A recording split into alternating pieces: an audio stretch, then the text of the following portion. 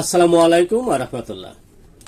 দেশের প্রধান প্রধান দৈনিক পত্রিকার আন্তর্জাতিক শিরোনামে যা থাকছে, দৈনিক কালের কণ্ঠে আন্তর্জাতিক সংবাদগুলো হচ্ছে, ভারত পাকিস্তান বারবার কাশ্মীর নিয়ে মুখোমুখি, কাশ্মীর বিভক্ত ভূস্বর্গে স্থায়ী অস্থিরতা, পাকিস্তানে হামলায় যেসব অস্ত্র ব্যবহার ভারতের, ভারত পাকিস্তানকে দ্রুত যুদ্ধ বন্ধ করতে বললেন ডোনাল্ড ট্রাম্প।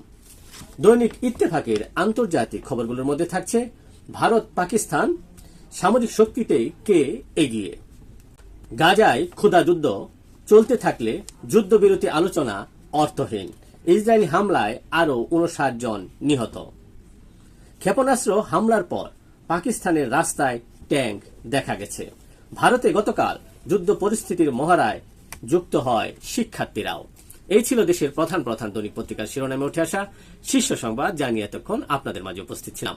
আশা করি আপনাদের ভালোই লেগেছে। সার্বিক খবরের বিবেচনায় যদি আপনাদের কোনো অভিমত, অভিব্যক্তি, সমালোচনা কিংবা কোনো পরামর্শ থেকে থাকে, তাহলে অবশ্যই কমেন্টসে জানাবেন।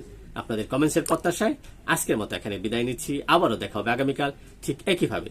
সে পর্যন্ত অবশ্যই ভালো থাকবেন, সুস্থ থাকবেন। আসসালামু আলাইকুম ওয়া রাহমাতুল্লাহ।